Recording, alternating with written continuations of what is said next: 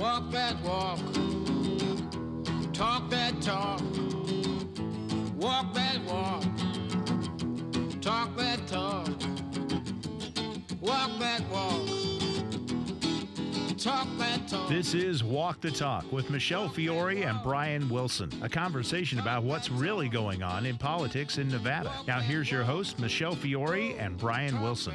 Good morning and welcome to Walk the Talk with Michele Fiore and me, Brian Wilson, and a nice chilly Saturday morning here in Vegas. Good morning, good morning, good morning. We have so much to talk to you guys about today. I got to tell you, I was in the courtroom for, hours and hours yesterday the courtroom was packed over this whole, what do you want to call this? I mean, it's so ludicrous. And we've got Deb Jordan in studio with us, which is the co-host of Pete Santilli's show. Pete Santilli is a shock jock, and they've basically have him in jail for the Bundy Bunkerville incident. Basically, I really believe in my heart and soul they basically have Pete Santilli in jail to shut him up off the radio because he definitely knows what's happening, and he's a conservative radio host. And that's what it's looking like. He came to Nevada in 2014. He answered the call. We had Cliven Bundy on our show, and he interviewed him, told him there were snipers on him, that his family was in danger. Pete said, well, you know what? I'm going to go out there and check it out. He went out there, and sure enough, snipers, free speech zones, they'd beaten one of Cliven Bundy's sons. And there was a clear and imminent danger. Pete broadcast that. It went viral. Fox News picked it up, and national news picked it up, and the rest is history. Yes. So anyway, yesterday was long, and I have to tell you guys, do we have Pete on the phone yet? We do. He's Pete's on by. the phone? Yeah. Okay, wait. So you guys, let me just give you... No, she's saying no, he's not. So, okay, hang on. We're working on it. We're going to get him here. Okay, well, we're going to... So just so you know, we have a very surprise... Well, we're hoping to do a surprise guest, Pete Santilli, from jail, from the Henderson jail. So we They're silencing him actively now as we're live. They're disconnecting him. So anyway, we're going to try to bring you Pete Santilli actually on the radio from the Henderson Detention Center. He is the shock jock that they've put in jail, and they've literally have done a 60-page indictment. Being in the courtroom yesterday, and Well, first of all, fill our listeners in just a short version. What was going on in court yesterday? What was it about? So it was the Raymond hearing. So basically, we have two cases going on simultaneously. We have the Oregon case with the Malyard Refuge, and we have the Bunkerville case that, after almost 2 years that they bring forth. So we have this going on. So what they've done on taxpayer dollars, of course, is they're transporting the people that were in Oregon to Nevada to now start their process here for the Bunkerville incident. Meanwhile, we have attorneys in Oregon and attorneys here in Nevada, and we might hear from one of the attorneys, too, later on the show. We have attorneys here, attorneys in Nevada that are flying back and forth to be able to talk to their clients. And at the same time, it's a big problem, and you guys are definitely going to hear it. Do we have Pete on the line yet? We had him here, and something just happened, and the call dropped. Okay. Same thing here. I'm sorry. So we're working on it. Well, okay, that's very frustrating. Maybe we should invite the prosecution. So are you clicking on it, or is the producer clicking on it? We're having a problem with the conferencing dropping here somewhere in the line. All right, so you guys, this will be very, very exciting if we can actually get Pete Santilli, the shock jock, on the show with us live from the Henderson Detention Center. Anyway, so just so you guys understand what's happening and understand what we have to do as Americans and standing up for people that are in jail, incarcerated, that really shouldn't be. There's no bail, there's no bond. They are literally denying these people, saying they're a flight risk and they're a danger to the community. And at the same time, we've got people that have literally committed murder and they're out on bail. Yeah, committing murder, you're not speaking out against the government. And I mean, that's what this whole case is about. This is, a lot of great Americans standing up and saying enough's enough.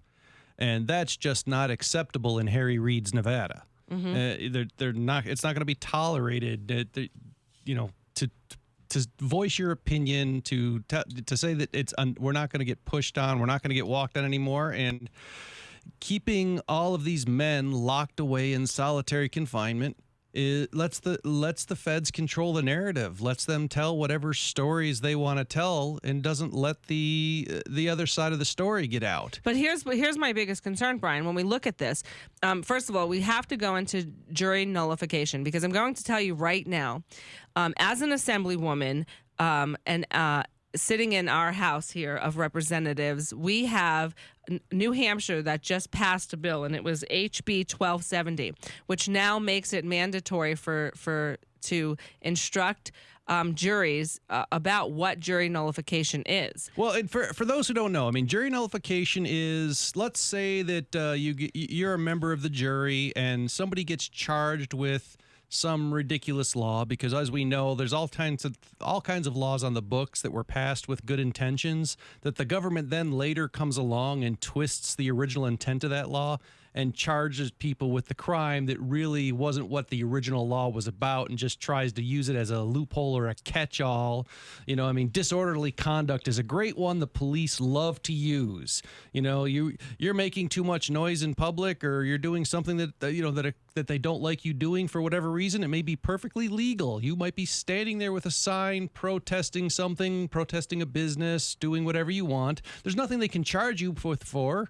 So they just throw it in the catch-all of disorderly conduct. Well, you know, disorderly conduct was meant for people that are actually being disruptive and posing a danger to others. But that catch-all gets used. But let's say you got somebody like that, you're on the jury, and they've hauled them in front of you for this BS charge that they're sticking on you that isn't really what that law was about. You as a juror, you've got the right to legally vote not guilty, even if the prosecution proves that you did this supposed crime. If you feel that the crime itself, the law itself, is bad on its face, this shouldn't be a law, this shouldn't be a crime what the person did, or maybe you feel that the crime is fine, but the punishment they set, you know, they have these mandatory minimum sentences where you get, 3 strikes, you're out, and life in prison, where you've heard of guys who steal a box of pizza from kids at the park now get 25 years to life for stealing a box of pizza. Right. You know, that was a famous case from California, a couple decades ago. But even though it's a crime, even though it's a crime, this is where our citizens get to actually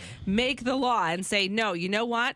Whatever hayseed in the legislator made this a law and made this a crime and literally put a mandatory minimum in. This is exactly how we get past these mandatory minimums. This is exactly, folks, how we get past stupid laws by stupid legislators, and then by judges that literally give folks, all of these, the crimes, the penalties are not fitting the crimes. Well, and so this is where the jury gets to say, no way. It's called jury nullification. Anyone, and the only way you get to actually nullify your jury is if you register to vote. Because once you register to vote, I don't care you register Democrat, Republican, Independent, Liberal, I don't care. Martian. Register to Martian. We can register Martian. I don't care what you register. You register to vote, and you get elected to be a juror, and you go and you serve as a juror. You go to jury duty and you serve. And if this is ridiculous, or that if you turn around and you say, well, I can see him being a little guilty, but then all of a sudden they're going to give him 10 or 20 years or some mandatory minimum, you do a jury nullification and you wipe it out. So you as a citizen, not a legislator, not an attorney, it's the power is all in you and as a juror. You need to know that as a jury, it is perfectly legal for you to vote not guilty, even if they've proved the person is guilty, because you don't agree with that law. You're not violating your oath. In most states, they won't tell you. That's right. The lawyers are not allowed to tell you. The judges will not tell you in jury instructions that you're allowed to nullify the verdict that way. They won't tell you have that authority and you have that power, even though you do.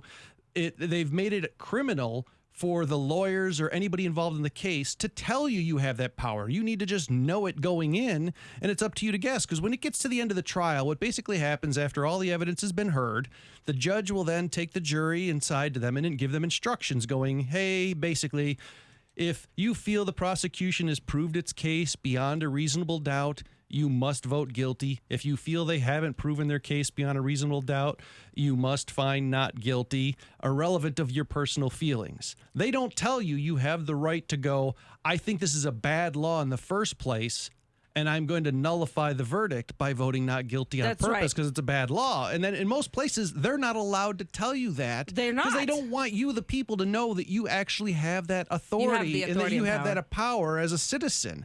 You know, and that's what you were talking back to the bill that just passed in New Hampshire recently. 1270, HB 1270 in And New I Hampshire. mean, it's only passed the House there so far, but I'm optimistic it's going to move through and become law. And this is a big deal because for the first time, we're going to have for the very first time a place where we can get somebody.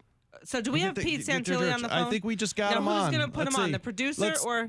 Okay, let's see if we got him here. Pete, are you with us? Can you hear me, Michelle? Yeah, we got him. Yeah. You. Pete Santilli. Okay, so Welcome. now all of a sudden, Walk the Talk is going to turn into the Pete Santilli Show. Pete, you are live. This is Pete Santilli. He has his own radio show. This is Shock Jock. Pete Santilli from the Henderson Detention Center. Pete, go ahead.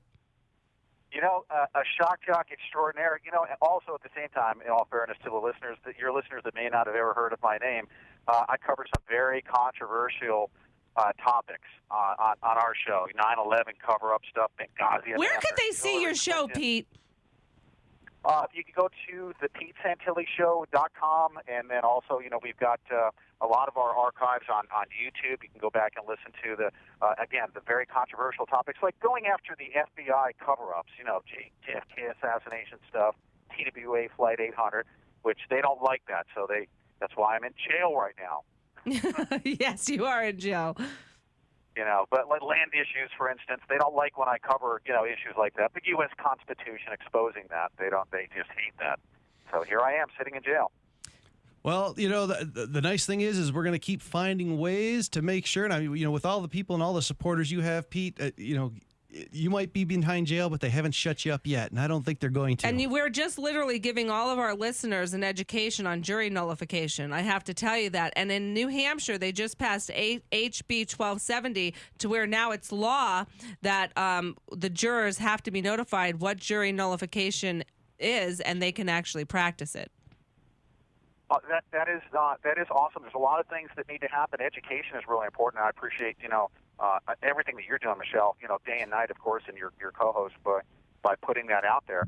Jury nullification, a lot of people don't know about it. And, you know, I've also been talking about, you know, as you and I have been talking the past couple of days, the mainstream media, of course, has not been painting the picture of all of my fellow, you know, they call us co-defendants, but they're my fellow patriots. That's right. These people are literally the heroes that books and movies are made of. These are God-loving, you know, God-fearing individuals that want to enforce our U.S. constitutional law. So everyone needs to be educated on that as well, and I appreciate your efforts in doing that. You know, Pete, you're sitting there in jail over this entire Oregon thing, and you were there as independent media covering to make sure things stayed above board, to make sure the feds kept in check and somebody was actually watching them. How have they twisted this against you and used this as a way to just try and silence you now for all of the stuff that you've done and all the good you've done, you know, getting truth out there about them? And they've seen this as an opportunistic time to just try and shut you down and shut you up. How are they doing this? Well, you know, as we all know, the establishment controls the establishment media. The establishment does not control the independent media, like my media. And my media also holds the mainstream media accountable. So what they have done is they've so tried to demonize people like myself in the independent media to tell the truth. And I'm also an activist, and they've actually referred to me as a self-styled journalist. Well, because, you know, the establishment doesn't accept that, they've weaponized the U.S. judicial system to come after me. They've literally said, you know, well, he's an activist and a reporter, and he was out there expressing his opinion. And therefore, everyone else agreed with it and maybe showed up at Bundy Ranch, or he was calling them to show up in Portland. Well, that's a big, big no-no. That's called conspiracy to do the right thing. here in the United States of America, and you shall be incarcerated. And then you know what else is really crazy? You guys are listening to the Pete Santilli from the Pete Santilli Show, live from jail, by the way. They literally, and I want to make sure people understand, they have a 63-page indictment. They are throwing everything at the wall, hoping one thing sticks. So understand, they literally have Pete, conspiracy to have a firearm. The guy never had a firearm in Bunkerville. Never had a firearm. Well, I mean, here's the most disgusting part about it, okay? Pete was the most visible person up there from the media, that was willing to put himself out there, spent day and night there for weeks on end, making sure everything was exposed. You didn't see, Fox, you didn't see the mainstream guys. They'd show up, get a little soundbite, and go away. And what the feds don't like about what Pete was doing up there is he was keeping them honest. I have to say, the horrible tragedy of Finicum, if not for Pete and his never-ending coverage while he was there on top of them, exposing what they were doing, it could have been a whole lot worse, and it would have been a whole lot worse much sooner for a lot more of the ranchers up there. Without Pete to keep them honest, they would have moved in and killed a whole lot more than just Lavoie. Without a doubt. I thank you from me, Pete, for that. It's, your work kept a lot of people alive. Yeah, and the one thing that they've really come after me for is the quote-unquote the rally cries in Portland, the rally cries for the Bundy Ranch incident. Well, those rally cries were literally to prevent the loss of life, to prevent the loss of property, of liberty, of all that stuff, just defensively protecting our stuff. And that's the God's honest truth. I think that's where the truth will come out through both of these cases in Portland and in Nevada, is that we were a deterrent to where they just couldn't come in and point weapons of war at us and shoot us. Many more people would have died. Do you know what happened 2 days ago, Pete? I have to tell you, in Bunkerville, Eric Parker had come to Bunkerville when he heard on the radio our commissioner, Tom Collins, basically say, if you come here, come with a body bag because you're going to be killed. And so he came here, and there were 3 women on the bridge, which was Beth Shell Austin, Mary Parker, and another woman, and they were on the bridge, and they were taking photos, and someone had took a photo of them taking photos, and Eric Parker's research team was trying to get in touch with these women to see what other kind of photos they had, because everyone thought they had photos of the contractors and the FBI and the BLM pointing guns at American folks. So I will tell you what they did. In North Carolina, these women, Beth Shell Austin and Marie Parker, live in somewhere around Raleigh, North Carolina. The U.S. Marshals basically went to her sheriff, told her they want her to come in from questioning. They went to Beth Shell's house. Her husband just got back from Afghanistan, served in our military honorably for over 20 years, just got back from Afghanistan. The U.S. Marshals come into her house in North Carolina. They handcuff her in front of her 2 adoptive 9-year-old daughters. Now, understand, she adopted these kids. These kids went through the system and saw their mom shoot themselves in the face, okay? She adopted them. They're her children.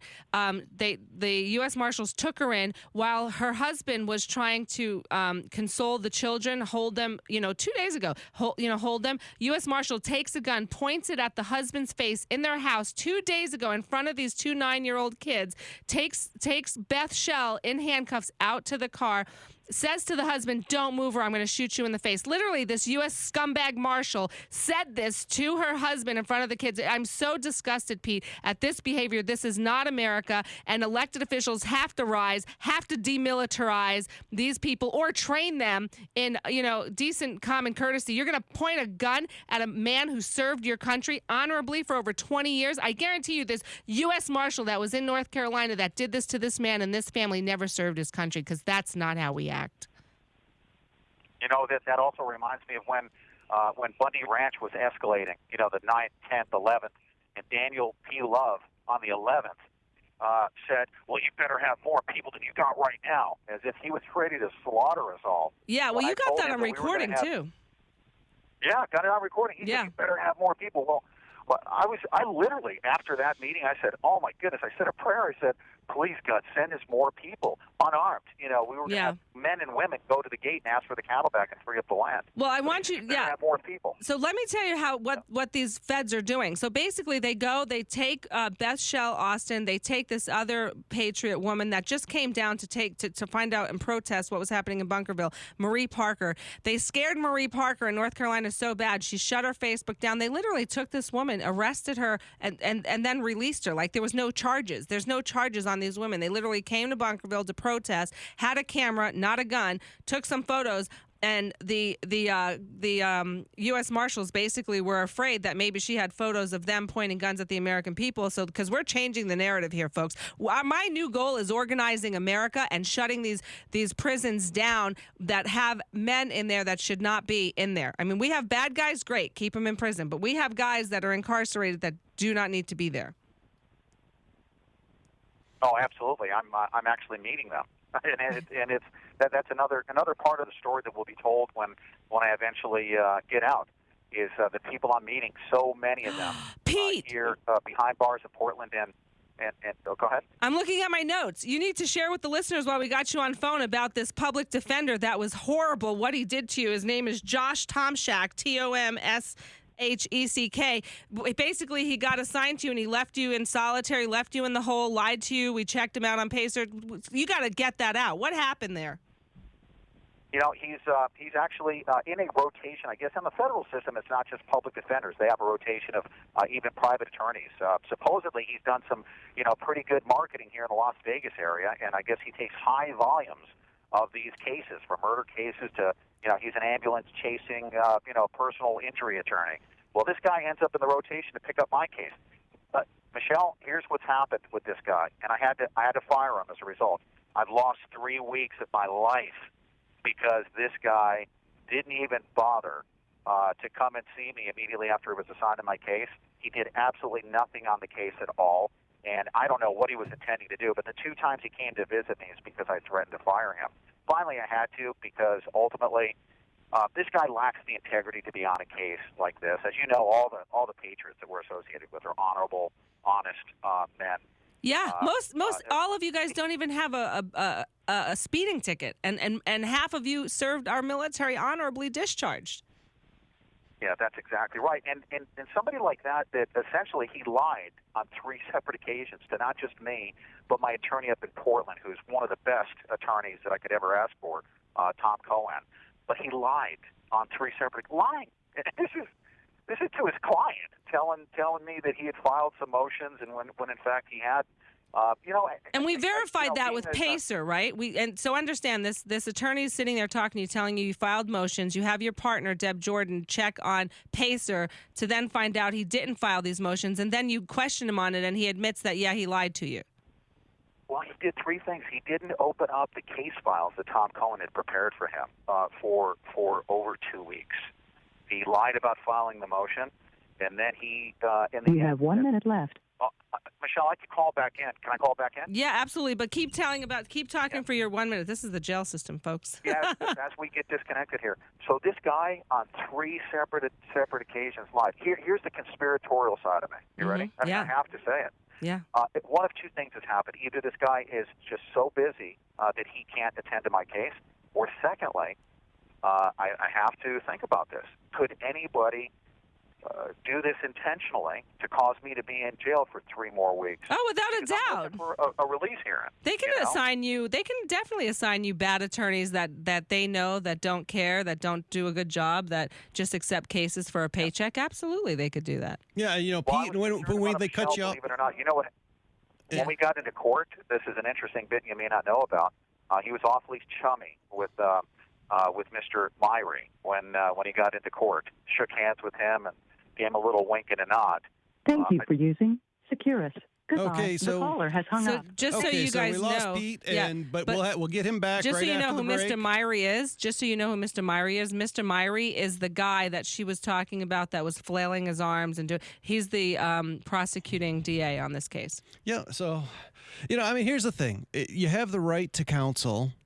Mm-hmm. I'm just saying, the whole point of this protection and your right to counsel is to protect the American people, to protect the citizen.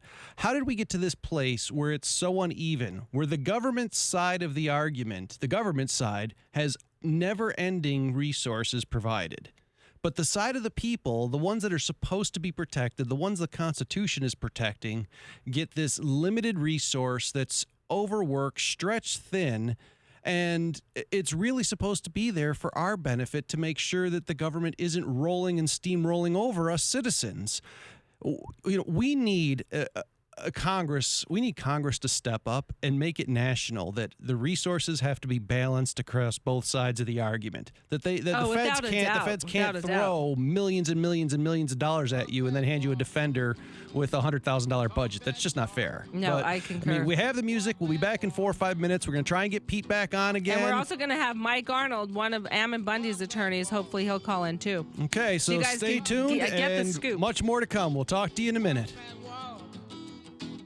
Talk that talk.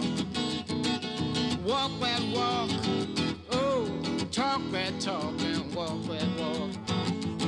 That walk. Talk that talk.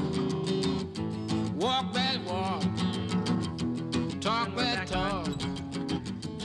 Walk that walk. Talk that talk.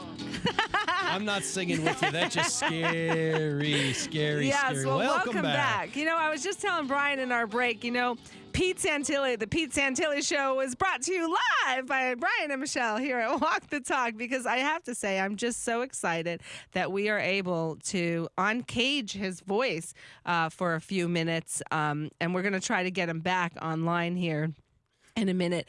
And but I will tell you that it's very, very exciting that people have to understand, even though they really try to shut our voice down, I mean, just what's happening here, how we got Pete Santilli back on the air was we have Deb Jordan, his partner, literally outside in the cold, because in studio it's the cell phone service isn't that great. So we've got Pete back. We got Pete back. Already. Get him on the We've phone. already got him back with us. Pete. I'm back on. So wait, welcome back to the Pete Santilli Show, Pete. Go ahead. It's so awesome to be talking to you guys. It's great shoot, man, I wish I had a microphone in front of me. I guess I do have the government equivalent of one. It's a jail phone. You know what? I have to tell you, you are live on 720 AM. We have thousands of listeners listening to you right now. And matter of fact, our trolls, our leftist communist trolls, are transcribing all of Pete Santilli's words right now, just so that prosecutor guy can flail his arms again in the courtroom and make pretend he's Shakespeare. Please do. As a matter of fact, he remarked in the last time I was in the courtroom that that I wasn't remorseful. I'm gonna double down, triple down, as they say out here in Vegas, and I'm gonna say that not only am I not remorseful about my association with some of our nation's greatest patriots, they're calling them co-defendants. I call them co-patriots. Yeah. And I'm gonna say that I am so proud to be associated with the men that are listed on both of these lawsuits in Portland and in Vegas, because they're literally willing to they put their lives on the line. Why? Because the government was willing to kill them. That's why they were willing to put their lives on the line. But to protect life, liberty, the pursuit of happiness, all the things that every American believes in. And you on the left side, you better be believing in that, because we'll defend those things for you as well. Right? And that's something we talk about a lot on this show, is we have to start finding ways that we have all these competing interests. We have the ranchers, and we have, the Black Lives Matter, and all these different things across the country where they try to keep us divided purposely by design, so that we don't, their fear is if we ever actually all get together and speak as one voice, the day that happens, this abuse ends. And that's what we need. We need to find a way to talk together as one. I want to be able to get Mike Arnold on the line here with us for a second, because Mike's going to talk about what happened in that in the jury room. Would that be okay, Pete? Absolutely. Okay. Absolutely. Great. Yeah. Okay. Mike, are you there? Yeah, this is Mike Arnold. Mike Arnold. Okay, so you guys listen, listeners, this is such a treat. We had Pete Santilli. We have Mike Arnold on the line. We've got them both with us. Yeah, we've got them both with us. We're literally on the line. Mike Arnold, if you look at Nevada section today, he's above the fold. He looks like Superman. He's Ammon Bundy's attorney from Oregon. Mike, talk about what happened in the courtroom yesterday when you got up and you stood up and you told the judge how wrong this was. Well, you got to look at the backdrop of what happened. These gentlemen are fighting a two-front war. They are in Oregon fighting for their lives with very serious charges. Are hundreds of thousands of pages of discovery that these gentlemen have to look through and learn, and their attorneys have to meet with them about. There's going to be hundreds of hours of likely drone footage and other media for them to review. And now the federal government has decided to open up a new front on them in Nevada. And that is going to double or triple the amount of work that needs to be done in the case. So with that as a backdrop, we had moved to stop the transportation of Ammon Bundy and several of the other co-defendants to Nevada because it just isn't fair. They shouldn't have to fight a two-front war. They shouldn't have to confer with attorneys while they're in custody. So we lost that motion, and they ended up in Nevada. And so I gave Ammon Bundy my word that I would come to Nevada and support him and continue working on our Oregon case. So I would go to the jail at night in Nevada, in Henderson, and meet with him and discuss the case. Now, mind you, I can't bring my computer in because that would just be a horrible piece of contraband. So I have to use this technology that they call a legal pad and pen. I'm familiar with it from the 1980s, but it's a little cumbersome. And then my poor client, Ammon, didn't even have a pen available during our first meeting.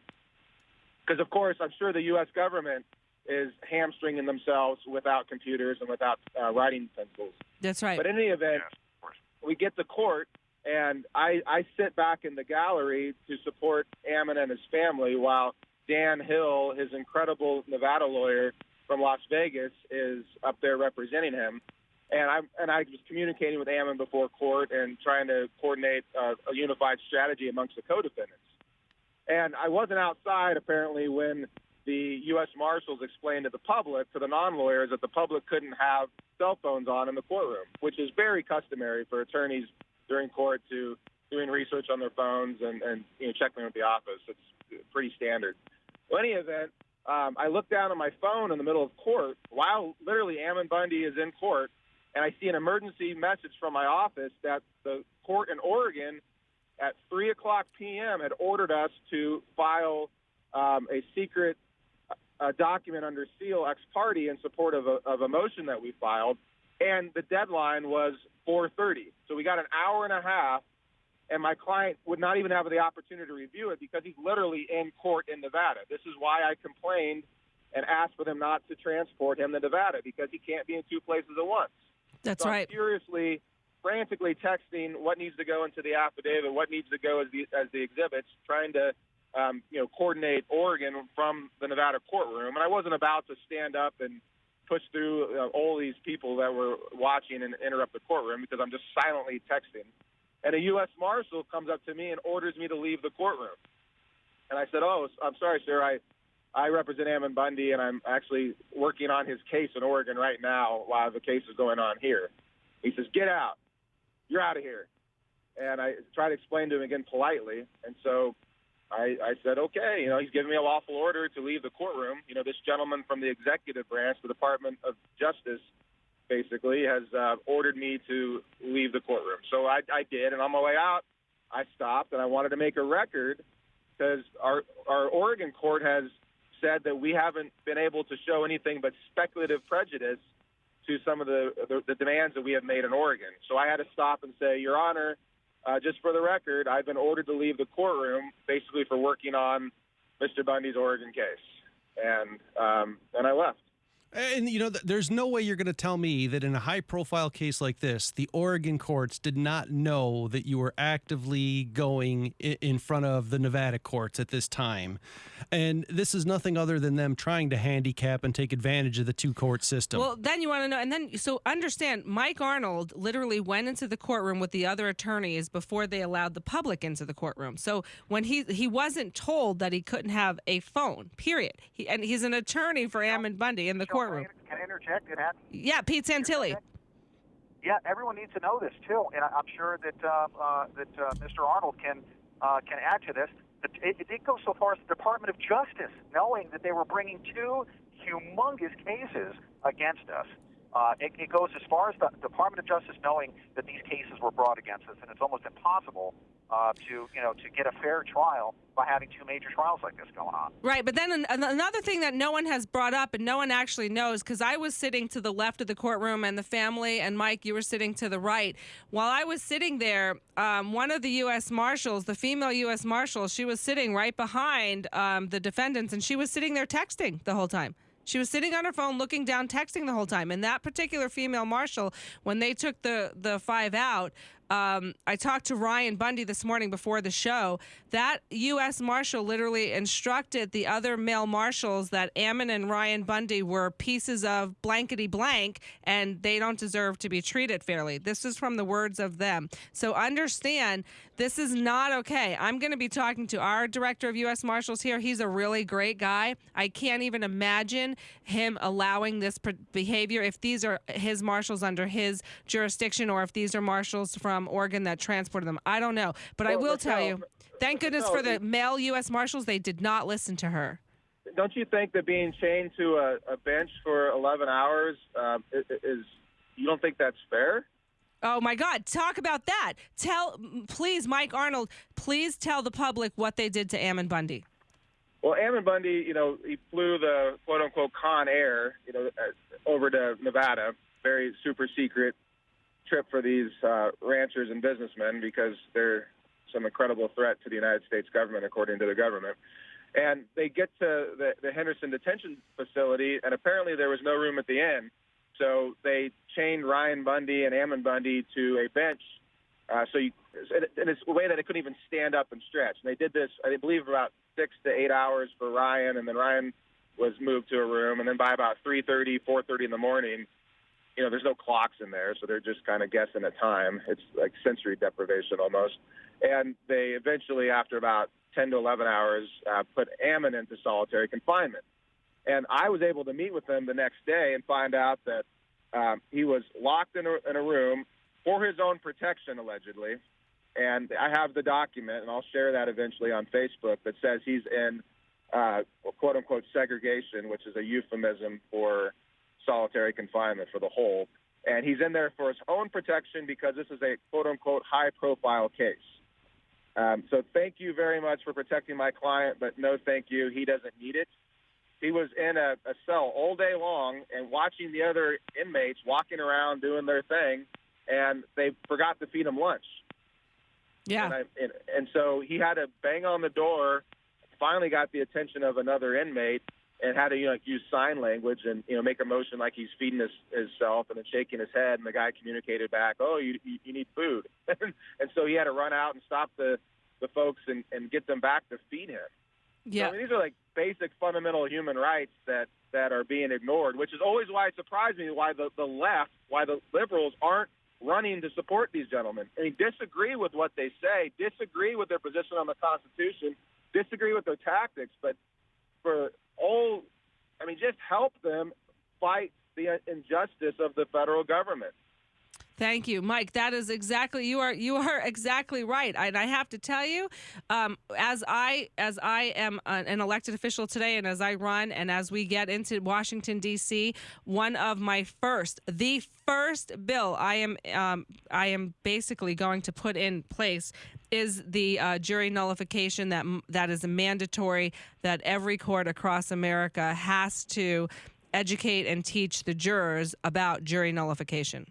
Well, I'll tell you what, in our case in Oregon and in Las Vegas lawyer Dan Hill's case here in Nevada, we're not going to need jury nullification because we have the truth, we have the facts, we have the witnesses, and we have the people on our side. And we will expose what happened because, thank goodness, in modern times, I don't think you're going to get a Ruby Ridge or a Waco anymore because you have folks like Pete Santilli and other individuals with very powerful weapons. And these weapons are their words and their cameras.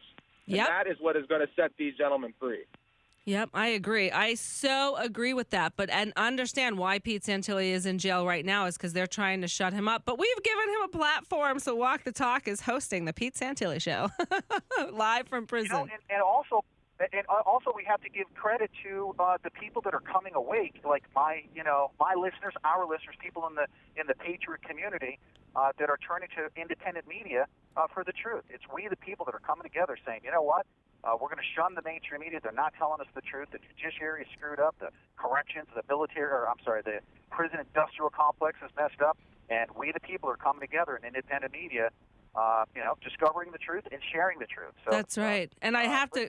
You have 1 minute left. I have to give kudos to... Pete, go ahead. You have 1 minute left. I want you to just please talk about that. I'm going to wrap up. I of course, want to thank you folks for allowing me to come on today, 7:20 a.m. You can go to the PeteSantilliShow.com. But, Michelle, I do have to give you a lot of credit. I'm not just, sucking up to you. I really I love you, Pete. You don't worry about it. You're doing it. You're doing it day and night. If it weren't for you and the work that you were doing to get us out of this, solitary confinement for our protection mode, I would still be in solitary confinement. And I appreciate all the hard work that you're doing in Portland as well as Nevada. Thank you very much. Thanks for letting me come on. God bless America. These folks are heroes. They're patriots. Don't ever forget that. They're not just defendants. Thank you, Pete. Thank you, Pete. Thank you. It was so nice to get you on here. I'm so glad. And, that the prison system is going to cut off his phone here again because, it's as part of their never-ending silence one side. I'm just going to throw out a challenge to what Mike was saying here is, we've got this going on where these ranchers and everybody involved in this is not being taken care of, is not being fairly treated. Where's our Nevada ACLU? Why aren't they here standing up and going, forget about the actual details of the case. Maybe that's not their thing. But why isn't our ACLU here in Nevada that takes on every fight involved in getting this treatment, this ridiculous, unfair treatment that they're doing to lock these guys away in solitary? And, they're not locking them in solitary for their protection. They're locking them in solitary because they don't want them out there talking with anybody else in the population. Because these other prisoners rotating through are going to be walking out of that courtroom. They don't want them sitting there being able to tell the case. They don't want them to have the chance to interact with other people. Like you're just saying with Mike here, they're limiting Mike to not even having access to his computer while he's trying to defend his client and build the information. It's impossible. So is Mike still with us? Mike is still here. Oh, good. Mike. Yeah, Okay. Are you there? Where's Mike? Okay, we got a buzzers. We've got. Can you? Yeah, we'll have it. We're trying to lock. All right, so we're having technical. We have the greatest state of the art studios. I have no clue what's happening with the phone stuff, but anyway, back to one of the things I want to give a shout out to Ammon Bundy's son, Hayden Bundy. He turned 12 yesterday, and Hayden and Ammon came up to session, and a large Patriot community came up to a session in Carson City, and Hayden and I and Ammon sat in chambers and we went through the bills, and he turned 12, and I posted a photo of Hayden, myself, and Ammon on Twitter this morning, giving Hayden a little happy birthday shout out. He just turned 12 yesterday, and I posted a picture of him on Facebook yesterday, wishing him a happy birthday. So I just wanted to give a shout out to that. I also want to give a shout out to everyone. I have to tell you guys, the families and friends of these patriots across America, I'm talking Montana, Idaho, Washington, Arizona, all states, everywhere. I have to give a shout out to all of these individuals that are stepping up. We have people from Florida that literally just flew in, Jamie, and we have Cricket. We have Maureen, who's actually with my office out of Washington. So we have an array of folks that are working behind the scenes diligently, getting letters to our patriots in prison, getting the words out. Deb Santilli, I'm already marrying you and Pete. I'm sorry. And we've got Mike back. We've got it sorted out. Mike, where are you? Is he here? Hi, I'm here. Okay, good. Okay, Mike. So tell our listeners, we have a few more minutes. Tell our listeners what they should be doing right now and how we can educate them more on this case. Well, I think there's a couple of things that folks can be doing. This protest in Nevada that Dan Hill, Ammon's Nevada attorney, is assisting him with, this protest had hundreds, if not thousands, of witnesses. So those folks need to come forward. And one way for them to do that is to contact my law firm, Arnold Law, on our Facebook account. It's Arnold Law Firm on Facebook. And send us a private message with any witness information. A lot of these folks are intimidated to come forward, and confer with a lawyer if you're afraid of that, and by all means speak the truth. The other things that you can do is if you have a liberal friend that's on Facebook, don't shout them down and be a troll. Communicate with them. Talk about commonalities. Talk about common ground, such as police overreach, government overreach. I mean, the Lavoy Finicum killing is something that the Black Lives Matters people should be very interested in, and I hear rumors that they are. The ACLU should be very interested in how the inmates are being treated. A high-profile case is what exposes the injustices, and everyone that has commonality needs to shout from the rooftops about the injustices that are happening, because you're not going to get it with some lowly citizen that nobody cares about because he's being ignored, because nobody thinks he's important enough to talk about on TV. I concur. I can totally see that. So we are actually, I have to tell you, our office is working on gathering all of the, I don't know if I want to use the word suppressed, but oppressed groups like Black Lives Matter, with the Native Nation, with all of the groups together, hand in hand, and saying enough is enough. Well, I mean, the fact is all of us matter. It doesn't matter if we agree on what the particular issue is. Every one of us has a stake in the game when the government is overreaching and they're trying to squash your opinions, squash your freedom, and whatever it is you want to do. Whether, it's government trying to step in and squash the rights of the LGBT community, or whether it's, trying to squash the rights of a young black man to get a good education.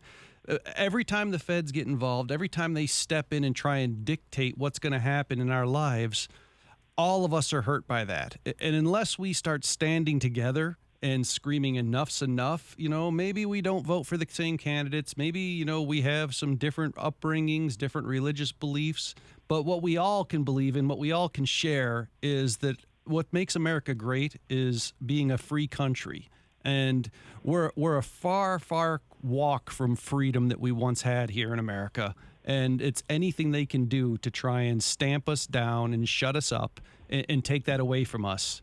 You know what? You're right. And I got to tell you, sometimes I have trolls that email me, and they'll email me the worst things. I just got one this morning sent to my elected official email, and they cursed me. So I basically sent them back an email, and I press replied, and I said, "This is my exact email. I'm reading it to you. Thank you for your kind words.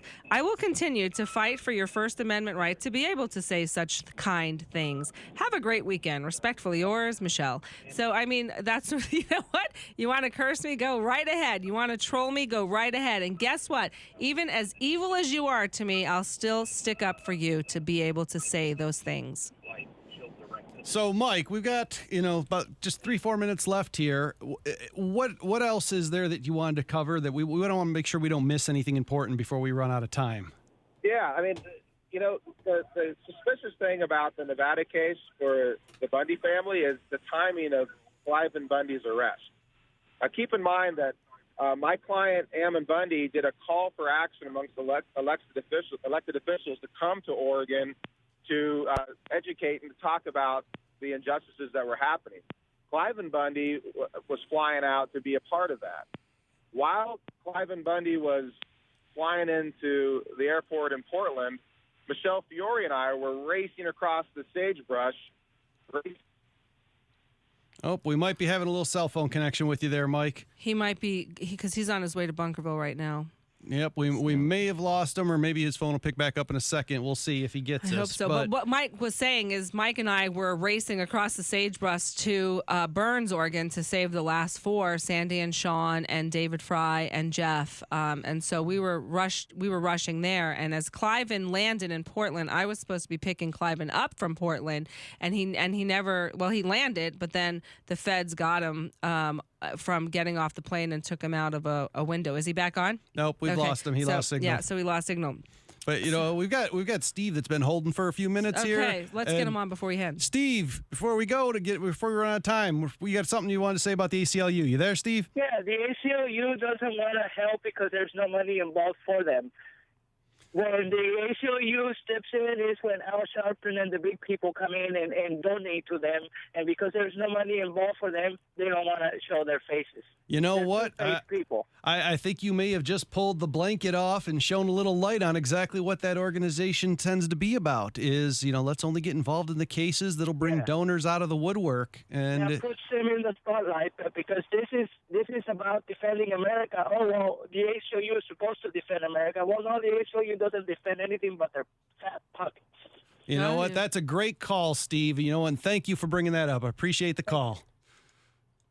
So we're coming up on the end of the show here for today. But I want to thank you guys. We're going to be posting this show. Yeah, we're going to get it posted up. We'll get a copy of it, get it posted on our site, walkthetalknv.com. And there's the music. Thank you guys so for we listening. are out of time. Today was I got to tell you, it was one of my favorite shows today. I know, it goes so fast. We never have enough time. We have enough time. So, and next week, we'll see what we got in store for you next week. Oh, we got it'll a lot be fun. in store with you. Okay. You guys have a great weekend, and I'm on my way to go door knock and meet some of my neighbors.